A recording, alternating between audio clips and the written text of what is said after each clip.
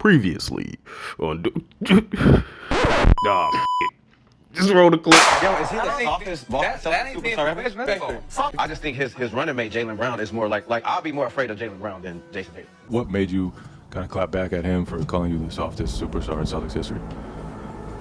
I don't know, had some time yesterday. Do Celtics fans and Celtics media overrate what he is now in favor of what his attributes say he should and could be? Possibly stunting the growth of Jayson Tatum because he's already satisfied with the player he is now? Jayson, 40 points for Jalen tonight after his heroics in game one. What have you seen from him throughout the course of this postseason? How has his game evolved in your view? I think, the game is just slowing down for him more and more. We built this shit! You didn't do this shit by yourself! Do you feel like you're overlooked, slighted? I mean, I watch guys get praised and anointed.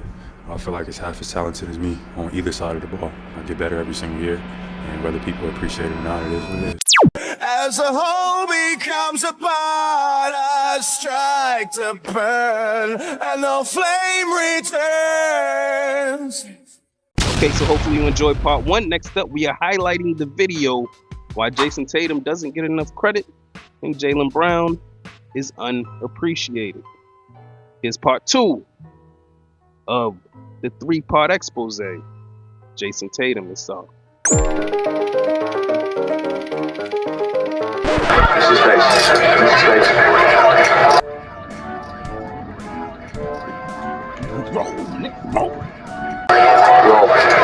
Let me just set the tone by making this statement. Jayson Tatum doesn't get the full credit he deserves because of Jaylen Brown. Jaylen Brown is underappreciated because of Jayson Tatum. Dun dun dun. And let me explain. And I'll start with Jayson Tatum. Of course, lately there's been a lot of discourse around Jayson Tatum for the way he's been playing in the playoffs, which, for me, the way I've been analyzing it and watching the games over years, seems pretty regular. Seems pretty on point, on schedule for Jayson Tatum to struggle in the playoffs. But, nevertheless, you have people who feel like he's first team All-NBA, he's an MVP candidate. People want to make, listen, if he's not all those things, it's not for people not wanting to make him all of those things. The Celtics organization is under pressure. Singularly, I'm not sure that it's all on Jayson Tatum. Why? And then in the very same breath, So yes, basketball, we've all watched Porzingis be the difference maker, but so the Celtics potentially get to the finals again and lose again? They lose again. How many times are we going to get to the finals and keep losing? Well, now you're finally coming around to my side of this conversation. That's what I'm saying. For me, though, it's a Celtics pressure. I just don't know if I feel like it's solely on Jayson Tatum. Jaylen Brown is his right-hand man, and he needs to be able to show up as well. The point is we don't talk about. Thank you. And then on the other side, people are starting to come around to the idea that But individually on Jayson Tatum, we can't put him in the category of LeBron James. I don't even think he has the it factor that Luka Doncic has. He has had 50-point game sevens. He's had 40-point game sixes to save the season. He's also had game threes where he fumbles away the series down 0-2 when you're like, dude, you're the best player on the team. You got to carry the team. Maybe he's just not that guy. Maybe he's just not that guy. Maybe he's just not that guy. And in both of these two arguments, there's one common denominator that will bring balance that is being dismissed, and I think purposefully. Jayson Tatum, like Keyshawn Johnson pointed out, They anointed Jayson Tatum. They did. The Celtics said, hey, you're our guy. They could have very easily said Jaylen Brown's the guy, and then Jayson Tatum would be in the conversation of who's in the shadow. Reputation, and it matters to him because it hurts him to his soul that the world is not seeing him as Jason's equal or better than a whole lot of players who made first, second, and third team. And I mean first team. He's looking at some first teamers thinking, what? He's looking at his teammate. He's not going to say this publicly because he handles this beautifully. But he's looking at his teammate saying, hey, I'm better than him. Look. Thank you. Right. So people have to stick with their narrative that they've always had. You must leave out that common denominator, Jaylen Brown, because then it takes away from the argument. And here's what I mean by Jaylen Brown. Because outside of just the eye test, the numbers back it up as well. For instance, you take a look at Jayson Tatum's career scoring average in the playoffs, and then you take Jaylen Brown's scoring average in the playoffs in that very same time frame. Regular season, Jaylen Brown, Jayson Tatum, 23 points a game. Oh, but Jaylen Brown only produces that much because he has Jayson Tatum on the floor. Then, well, take a look at this. Jaylen Brown during the Jays era, without Jayson Tatum, he's scoring 28.3 points per game, 7 rebounds, 3 assists, and oh look, he's still shooting 51% from the field in that time frame. Jayson Tatum, when he's by himself without Jaylen Brown, not bad numbers either. 26 will round up, 8 will round up, 4 will round up, and that will be on 47% shooting. So what I'm saying here is this. While the media keeps trying to push Jayson Tatum as one of the young guys and this is his team and he's carried it by himself, Jaylen Brown has just as much to do with the Celtics' success in the Jayson Tatum time frame as one Jayson Tatum. But of course, you know the media needs narratives. Who else that they're comparing Jayson Tatum to has a all-NBA multiple-time All-Star that almost producing as much as them?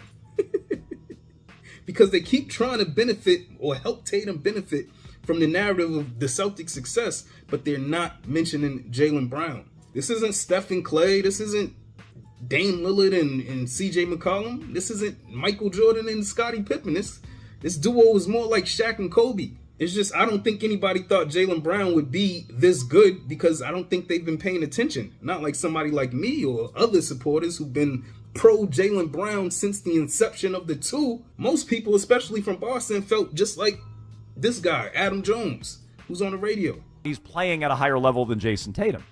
But what I will say, and I said this in real time, I'm like, I don't think it's a good contract. I think they're overpaying him. I don't think he's worth the Supermax. I'd give it to him because I don't want to lose him, but I think you're overpaying. I did put out the caveat that I've been wrong about Jaylen Brown 8 billion times in his career. I've traded him for like every player in the league. I was there booing him on draft night when he was selected. For James Harden. I've traded him for so many people. I've traded him for Anthony Davis and James Harden, and I mean, I don't even know the list anymore. Kawhi, like some I stand by. If you would have traded him for Kawhi, you would have won a title instead of Toronto. And maybe you'll win your title now. But like, I've traded him 8 billion times. Most of them I would have been wrong about. Okay? But Jaylen Brown continues to prove me wrong. And maybe he'll keep doing it. Maybe it is sustainable. Maybe he can do it at a high level. Jaylen Brown has had to climb up from that narrative and build himself into a superstar, and that shit's even still happening today. And especially when a guy is producing at such a high level, like for instance, even weeks ago they were talking about Jayson Tatum during his time in the league having the most points in the playoffs. Yeah. What they neglected to mention that Jaylen Brown, yes, Steph Curry was number 2, but Jaylen Brown was number 3. How do you talk about Jayson Tatum being a leading scorer in the playoffs with his teammate number 3 in that very same time frame and just dismiss it? That's the type of shit that Jaylen Brown's going through. And that's why Jaylen Brown all but said, honestly, I don't got the time to give a well, he actually did say it. I mean, I watch guys get praised and anointed. I feel like it's half as talented as me on either side of the ball. But he's been expressing those type of feelings via press conferences all throughout the years. If you've been paying attention, you would know. And it's been plenty of times people have come out the woodworks to talk about how Jaylen Brown was the best player until Jayson Tatum had a great game. And it's happening again. You're getting all these Jaylen Brown is the best, but listen, stick to your fucking guns. Stop bandwagon jumping. If you ever felt like Jaylen Brown was the best player on the Celtics, stay with that shit, man. Because Jaylen Brown's always thought he was the best player on the Celtics. And I think it irks him to be producing as much and being as much responsible for the Celtics' success and to be rated so far behind Jayson Tatum, who he has shown up consistently night to night. And look, man, I think Jaylen Brown would be, based on the numbers I just gave, would be a good number 1 on the team. Maybe they don't win, but you would have to put pieces around him just like you would have to put pieces around Jayson Tatum. I just need this man to get a little bit more love. Open your eyes and pay attention to what's happening in Boston, and don't listen to no Celtics fan, because these motherfuckers been thirsty for the next superstar. And it's probably not Jayson Tatum. Probably not Jaylen Brown either. These two motherfuckers are equals. You have 2 combined to make a 1. That's the situation. Let me know what y'all think in the comments. Like, subscribe if you like the content. This has been Celtics News Break. Till next time. Open your eyes. Open your eyes. Let me know what y'all think in the comments. Like, subscribe if you like the content. And with that said, hopefully you've been entertained and informed while passing this precious time that we have. And hopefully I've earned your sub. I go by the name of Matt. I've been doing it for GP. Till next time. You can't treat him like any of the other niggas around here, because he ain't like any of the other niggas around here. Never did me, I spit the truth. Call you aware, fear-driven niggas get the boot. All of you squares couldn't fit up in my circle. All of us rare and will hurt you severe. Slow your roll, nigga, patience is a virtue.